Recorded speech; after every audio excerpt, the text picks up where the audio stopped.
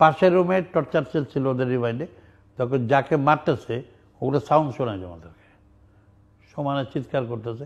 যে আমার এখানে ওইখানে ছাত্র দলের এখন যে সাংগঠনিক সম্পাদক আমান, ওর নাম হলো আমান, তো ওকে না পায় ও আবার রিমান্ডে আমরা একসাথেই ছিলাম, আমার সামনে থেকে নিয়ে গেছে, আমাকেও নিচ্ছে।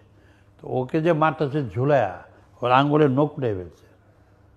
তো এটা দেখার পর আমাকে বলো যে সেম অবস্থা হবে, কথা বলেন, আপনি মুরব্বী মানুষ, আপনি সাবেক কমিশনার ছিলেন, সম্মানের ব্যক্তি, আবার আমাদের শরৎচন্দ্র এলাকার মানুষ, একটু ব্যঙ্গ করে বলতেন।